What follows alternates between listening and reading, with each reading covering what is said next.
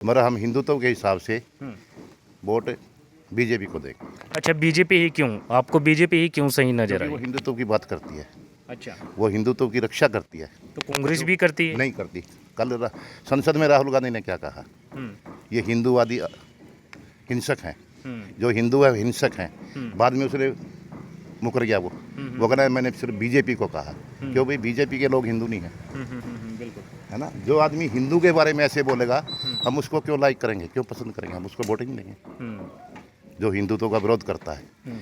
Stalin ने क्या कहा था जी उसने भी कहा था जी हिंदू क्या ये कोरोना है, महामारी है, कैसे गंदे लफ्ज बोले थे। फिर इन लोगों को वोट देने का क्या हमारा, हम अपने हिंदुत्व के लिए खड़े हैं, हिंदू के हिसाब से हम बीजेपी को वोट देंगे। तो देखिएगा, मैं लोकसभा चुनाव की बात करूं तो हालांकि 400 पार का नारा दिया गया था मोदी जी की तरफ से। 400 पार तो नहीं हो पाए, लेकिन सरकार बन गई है। तो कहाँ कमी नजर आई? कमी ऐसे नजर आई, एक तो जो इन्होंने 400 पार का नारा दिया था वो गलत था। उसके ऊपर क्या किया इन्होंने, चाहे अखिलेश ने ला लो चाहे राहुल गांधी ने, दुनिया के इसके अंदर हिंदुस्तान के अंदर ऐसा मन बना दिया है। एक वो अनुराग ठाकुर कह रहा था ना, जी तो संविधान के पन्ने को तो पता नहीं कितने पन्ने हैं इनको, है ना। संविधान की कापी उठा के फिरते हैं, इनको पन्ने का पता नहीं इसके अंदर कितने पन्ने हैं। ये कल संसद में बहस हुई थी ना पहले दिन ही, आपने भी सुनी होगी। जी उसके ऊपर इन्होंने गुमराह किया लोगों को। अगर इनकी 400 पार सीट आ गई, ये संविधान बदल देंगे, आरक्षण को ख़त्म कर देंगे। जबकि ऐसा कोई है ही नहीं संविधान के अंदर। हिंदुस्तान में 400 पार तो कांग्रेस की भी, राहुल उसके राजीव गांधी के टाइम पे 416 सीट थी।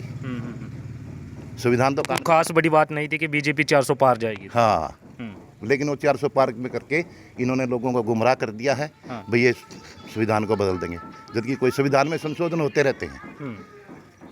आज के हिसाब से आज 70 साल हो गए देश को, 75 साल आज़ाद हुए, संशोधन तो करने पड़ते हैं। कुछ 70 साल पहले कुछ और था, आज कुछ और है।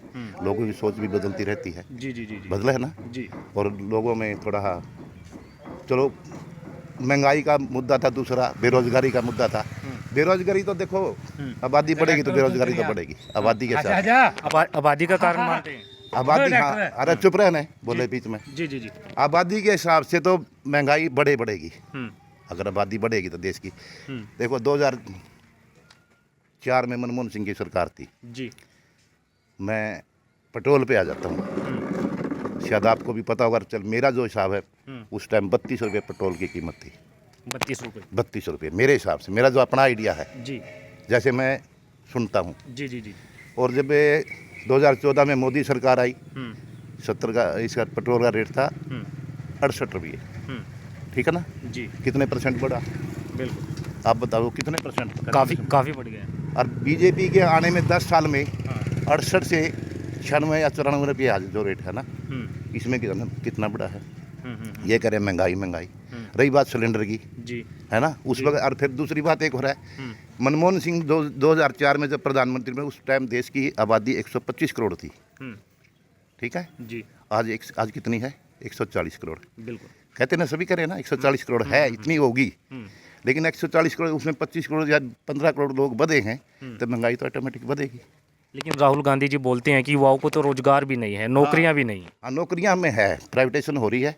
ये आज की नहीं है, बहुत पुरानी चल रही है। मैं भी सरकारी नौकर था, हमारे दायरे उसमें भी रेलवे में प्राइवेटेशन हुई है। प्राइवेटेशन तो सरकार का है, जब सरकारी आदमी काम नहीं करेगा तो प्राइवेटेशन तो करेगी सरकार को लॉस होगा एक किसी भी उसमें, तो सरकार प्राइवेटेशन पर जोर देगी है।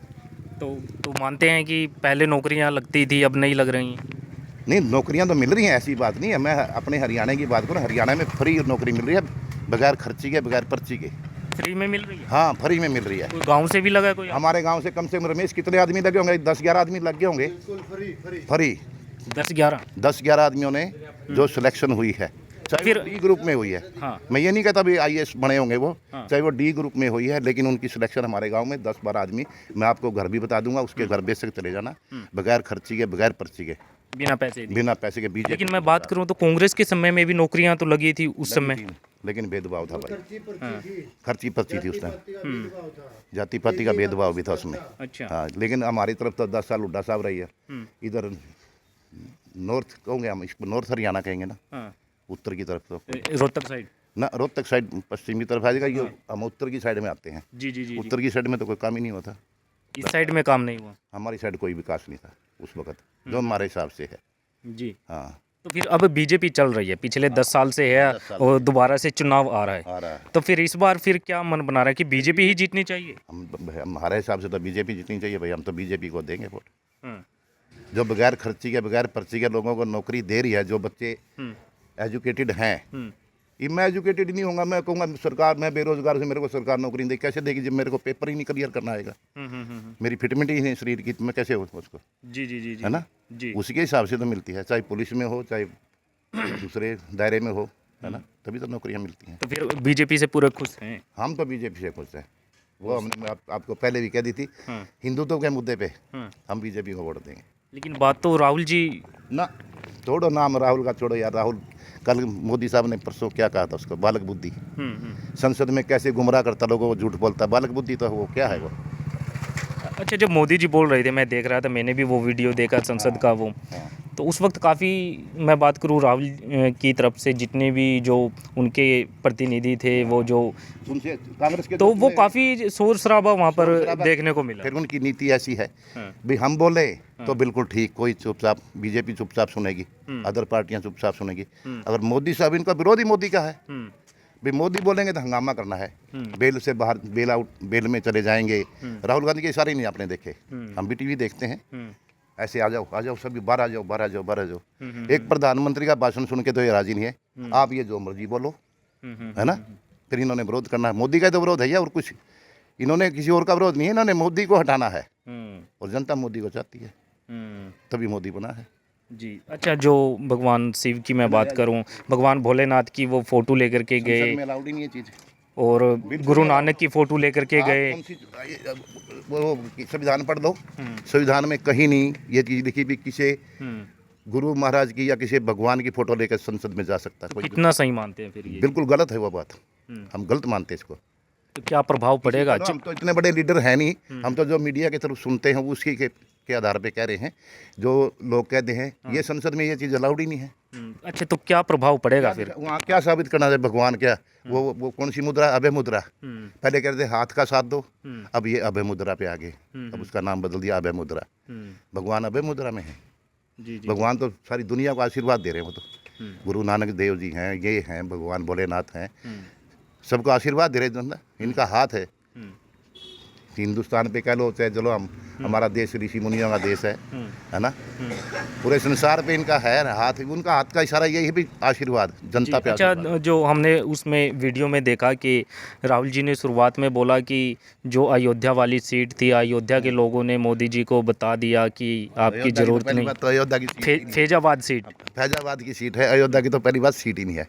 अयोध्या में वो 4500 वोटों से जीत रही है बीजेपी, जो हमने अखबारों में देखा या मीडिया बता रही।